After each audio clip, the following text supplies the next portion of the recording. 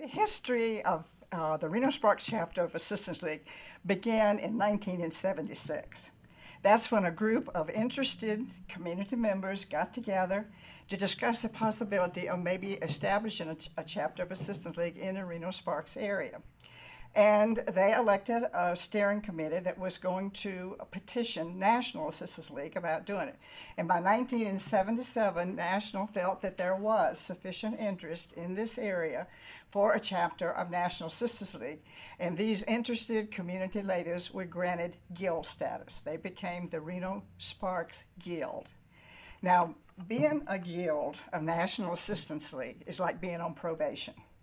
It's an indefinite period of time when the members need to get organized, they need to elect officers, they need to select a philanthropic outreach, they need to devise some method to pay for their projects, all under the auspices of National Assistance League to be sure that they were adhering to the standards and procedures that National Assistance League felt was necessary for a chapter of Assistance League. And once these obligations have been met, then they can be chartered.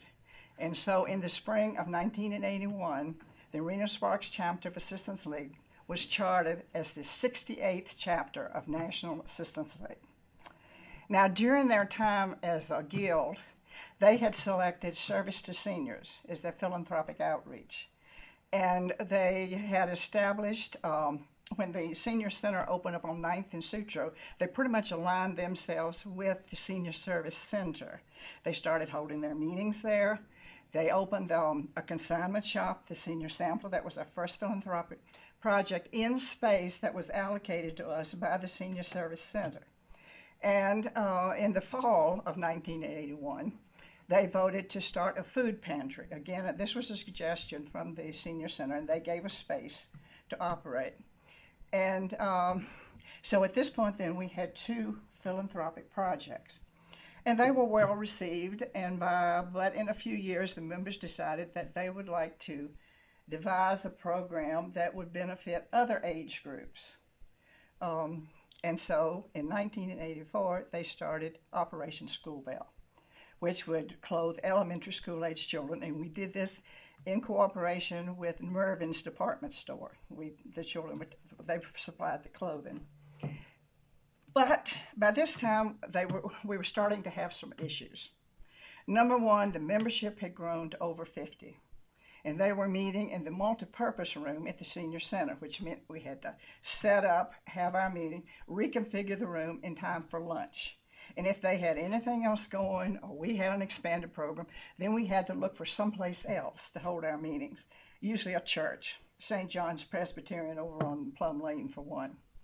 The food pantry had outgrown the space that the senior center had allocated to us, and we were having to move it all over town. We had it in a warehouse in Sparks at one point where they stored voting machines in non-election years. At one point, we had it in the basement of a rental house of one of our members over on Ridge Street. National was not happy with us because we were transporting some of the children to Mervyn's, and they were concerned about liability issues. So the members decided it was time to look for property, a headquarters. And that's when the terminology loyal opposition became a part of our vocabulary. In fact, the husbands even got into it. One came to a meeting and he basically said, "Who do you think you are? You're just a group of women. You don't know anything about owning property. You don't have any collateral." Actually, that proved to be a very motivational speech. And soon after, we found a piece of property over on Burn Street, 137 Burn Street, a small brick house on 3 lots. And we were interested in purchasing 2 of the lots, which would give us off-street parking. And as it happened, this property belonged to a Mr. Bruno Benna, who is a prominent businessman in Reno. He was on the board at a local bank, and he went to university with one of our members. And he suggested we come up a certain flight of stairs and knock on a certain door, and we had our loan. And this was huge. It got us off the streets. For the first time, we had a headquarters. It still wasn't large enough for the senior sampler, but we could move our other projects there. It had an in-ground basement that had dark paneling. And we took out the paneling, painted it white, put in some tables and chairs, and we could have our monthly meetings there. We put the food pantry down there and put in a conveyor belt to take the filled bags up to street level so that we could load them in cars, because we were doing our own delivering for the food pantry at this point. We changed the format for Operation School Bell. Instead of going to Mervyn's, we were going to warehouse the clothing, and we could store that in the bedroom, use the bathroom like a dressing room. The house had a really nice living room, which one of our members got very enthusiastic about fixing up with lots of antiques. And we could have committee meetings in there, we could have small projects in there, or it was nice enough to entertain guests when we had them, like National, when they came to see what we were doing. And of course it had a kitchen. Assistance League ladies, as you will learn, enjoy food around when they're working, so the kitchen was important. So we were set for the time being. And I probably should mention here that the projects that we developed were not original with our chapter. And that's the beauty of working under the umbrella of National Assistance League. They encourage chapters to network and exchange programs. If you see something other chapters do that you like, then you can adopt that program and modify it to a particular area. So none of our projects were original to us, but they were all very well received in this area.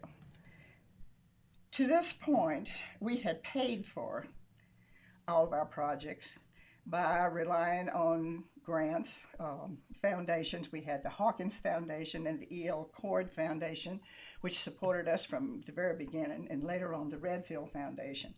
We also received some grants, and we had small fundraisers like the Spring Luncheon and Silent Auction, and then one major fundraiser a year. Originally, that was Tables Extraordinaire, which we had at the Senior Center. And one year, we did very well. Mrs. Hawkins of the Hawkins Foundation stepped in and helped us. Ms. Hawkins was a Mackey of the Mackey Silver Mines in Virginia City. And at one point, her father had shipped over half a ton of silver to Tiffany & Company in New York to create a 24-piece place setting in sterling silver, complete with all the serving pieces. In all, over 1,200 pieces were created, and it was known both national and internationally as the Mackey Silver. And a portion of that silver was kept in a vault at the University of Reno, Nevada, in the Mackey School of Mines. And Mrs. Hawkins arranged for us to have it on display. Of course, we had paper armed guards around the clock, but we made a lot of money that year because it was a huge draw. Once we had gone as far as we could go with the Tables Extraordinaire, we began having an antique seminar with a very charismatic speaker that was so popular that we eventually extended it to a 2-day affair.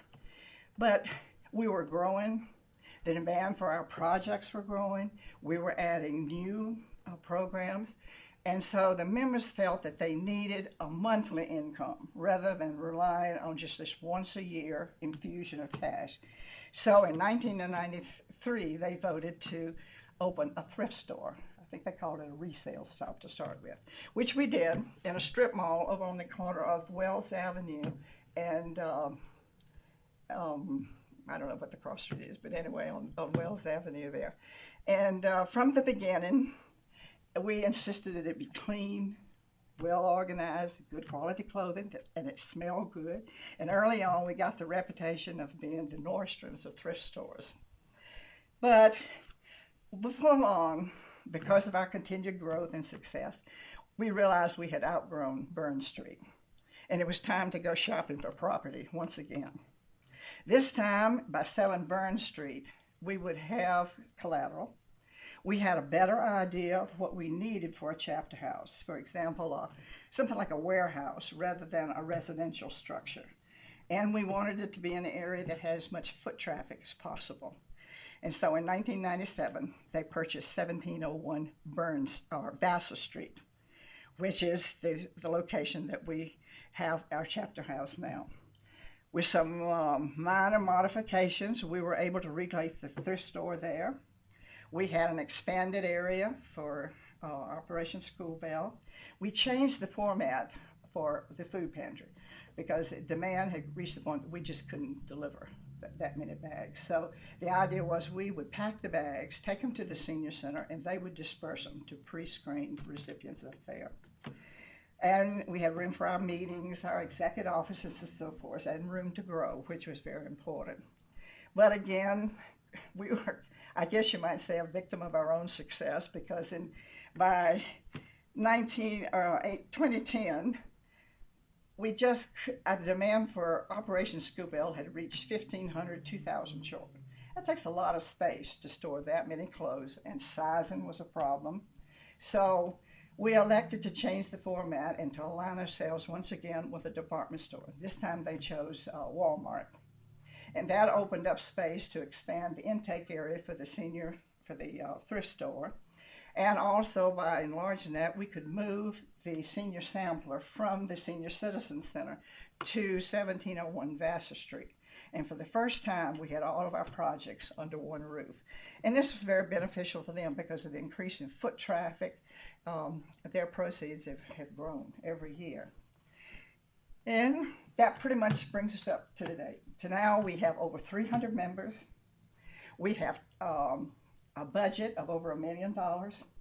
We have 11 philanthropic projects that we fund and staff that benefit all age groups: seniors, adults, veterans, teachers, high school students, elementary school age children, and of course the little ones down at the Boys and Girls Club. And we run a very successful thrift store, which this year is predicted to gross around $1 million and was voted the #1 thrift store in Nevada last year. So for those of us who have been a member since the beginning, I was a provisional in 1980 and 81 when we were chartered. So it's been an amazing journey, and we're very proud of what the Assistance League has accomplished and interested in how their philanthropic footprint will grow in the future. Ta-da.